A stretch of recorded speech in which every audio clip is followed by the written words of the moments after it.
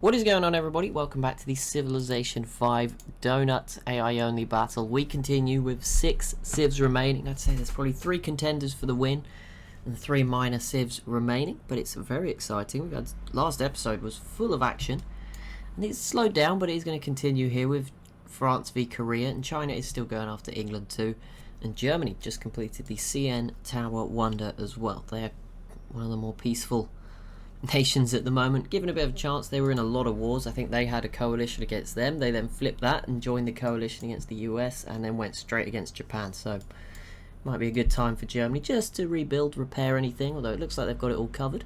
China grabbing the Great Firewall, so they will be well protected tech wise. That should be stopping anyone stealing those. I don't know if they were first. They were not first earlier, but maybe that has all changed a little bit. No, they're third, but I mean it's pretty close between the top 3 there.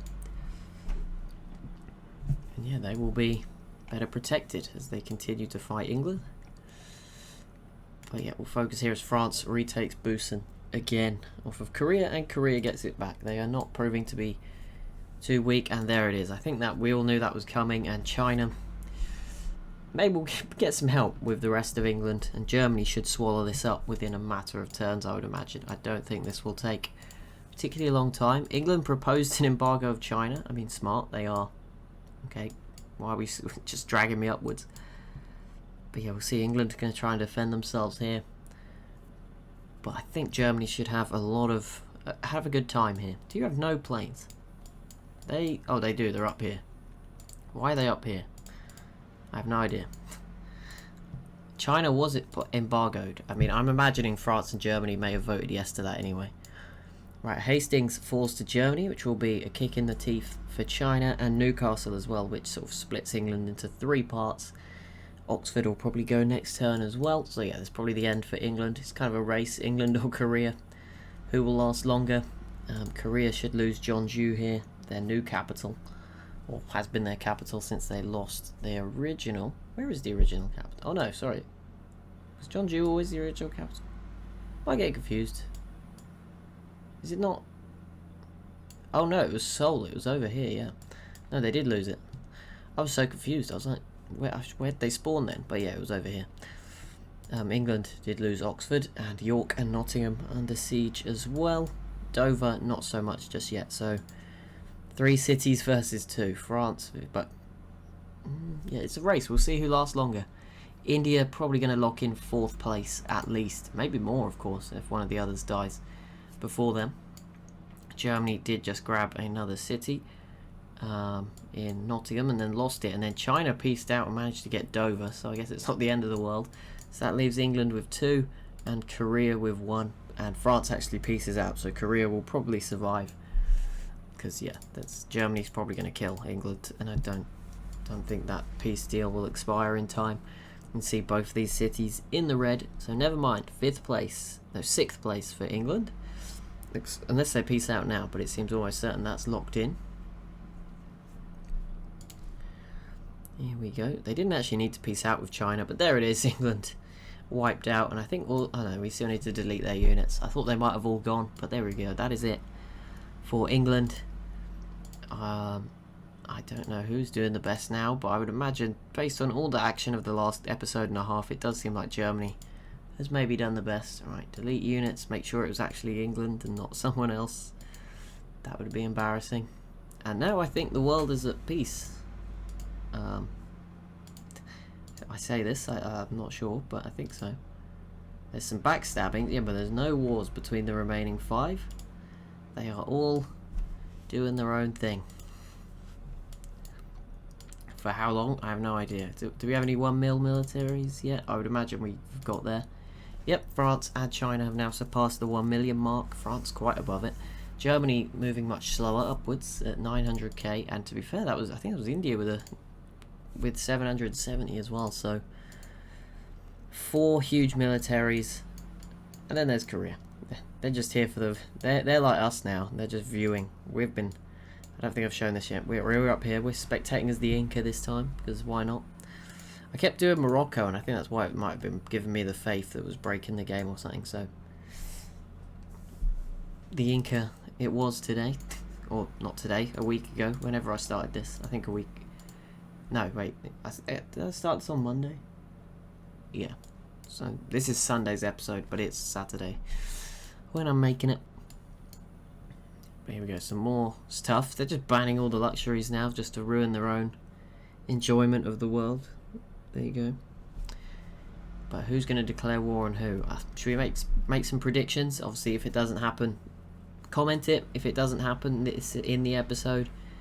If it kind of, I imagine in the next 10 minutes one war will break out. But I'm going to go ahead and say, it'll be boring, say France, Korea. No, I think France will go after India again. There you go. I don't know. You can see the map is now swelling with units. France, all their cities now surrounded. Germany will be trying to catch up. China as well, filling the inner ring with a pretty strong navy, as is Germany and France, to be fair. So this could get very interesting as the tiles are also slowly filling up. There's still little gaps here and not there actually, but here and here. Down here there's a gap. There's a gap here, and there's a big gap here, and up this coast.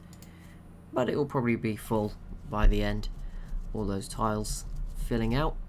It looks pretty cool now, the ring. It's kind of a, you've got the green part, although it's a mixed green. You've got the blue and the, it's kind of like the Google Chrome logo. Yeah, Chrome logo is red, green, yellow. We've got, the green's in the right place, then we've got blue and grey. It's kind of cool.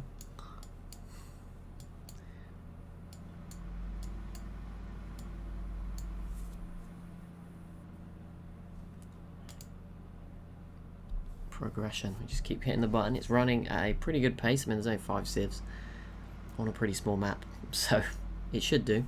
But yeah, I mean, it's been less than 10 minutes of video time, and we've gone from turn 298 to 337. When like 298 was when Japan was sort of disappearing.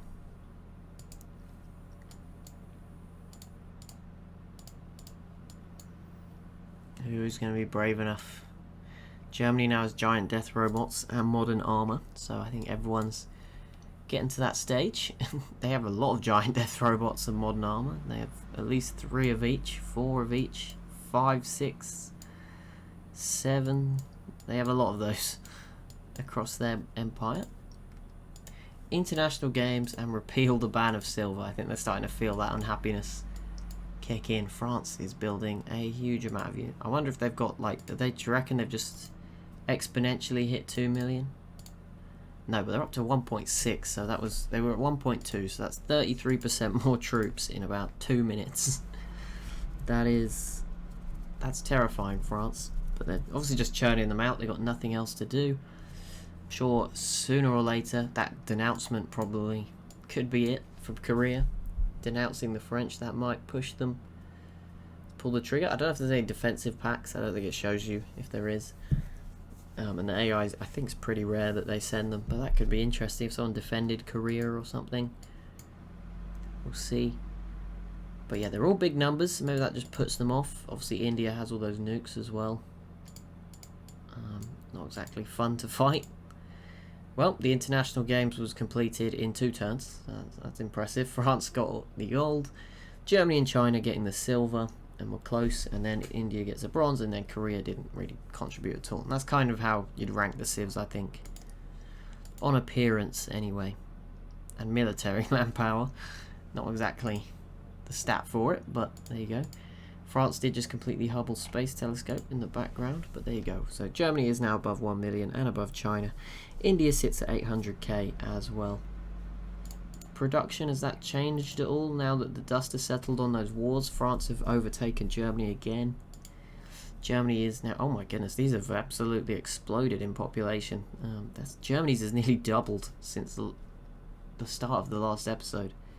Which, to be fair, was, I think, we were at like turn 250 something, so that's not, I think so. It might have been 260 something, but either way, that is not that crazy, to be fair, but pretty exponential growth there. A lot of people now living in this ring. Probably the most peaceful period we've had in a long time now. It's an eerie tension to it. Who is going to attack who? China and India's border is kind of forming for the first time. That may heat things up as well. I mean, China, if they're going to go after anyone, it's going to be India. Germany have the most difficult choice. They have to choose between China and France, really. Whereas France can also go for Korea or India. China could probably go for India. Yeah, Germany's the one now in the sort of in the America spot or the Japan spot where you're stuck between two equally powerful nations. But yeah, China and... But of course, if China goes after India, gets nuclear load, Germany could swoop in and take everything. So it's not a guarantee. Not an easy route or anything. Cities we would like to visit: Hamburg, Delhi. Isn't Delhi a nuclear wasteland in this? Oh no, to be fair, the northern part up here is, but France seems to have recovered from that. Where's Hamburg on the map? Is it even coastal?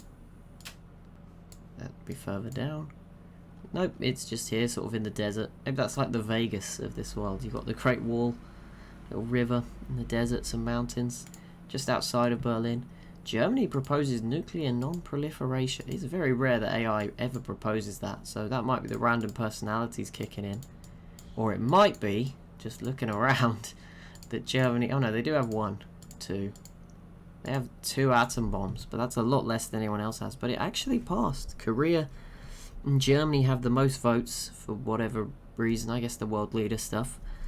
India and France actually said yes. China was the only nation to say no, as Hinduism also passed to become the world religion. Maybe that's why the votes were... Sorry, yeah, I was focused on 1 vote. Maybe they have equal-ish votes. I don't know.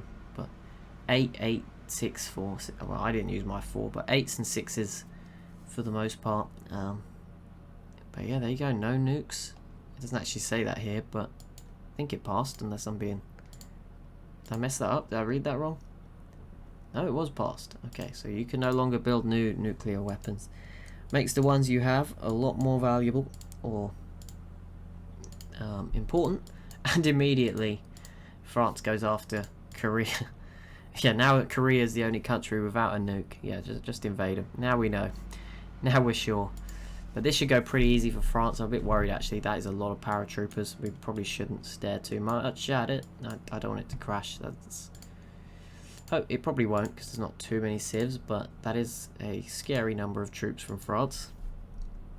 So we'll sort of watch from the bottom and let them feed in instead of staring at all the troops. Past turn 350.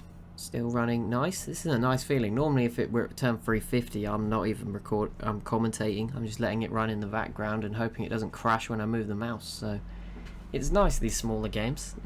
Much less stressful. Germany's turn, India, France. I did get it right though, France v Korea. The boring pick was the next war. But yeah, France should take Korea out here, and then there will be 4. And India will probably be at much more risk. Because the relative, you know, if you were to choose between the 2 and that you could invade, all of a sudden India's a much more attractive prospect if Korea's not an option. If that makes any sense at all. Next turn. Germany, India and China. Maybe they're meeting up, planning to take down France together. That'd be interesting. Probably not going to happen. France closing in on Daegu, which will probably just extend their lead. I mean, no one else are doing too much. Culture victory contender. France only needs 2 more. Yes, Germany and China. So probably not going to happen. Oh, here we go. Oh, probably next turn then we will see Korea eliminated from this one. Germany given another turn. India's turn goes so quick relative to the others, and then France takes the longest by quite some distance here, and then China's is fairly quick, but the last civ's always longer. Oh wait, the last one's Korea. Okay, there you go. And Korea maybe by themselves. Can they survive the episode? Can they get through 40 seconds of turns, however long, however, that's probably what, 2 turns, no, jinxed it, there we go, Daegu falls into French hands, and there is a peace deal, so I will open up that in-game editor and just go to Sejong, Korea, delete its units, there we go, less units to worry about on the map, delegates assigned, there we go, but that will be it for this episode. So as always, if you have enjoyed, be sure to leave a like and a comment down below, be sure to subscribe as well if you are new to the channel. I'll see you in the next one.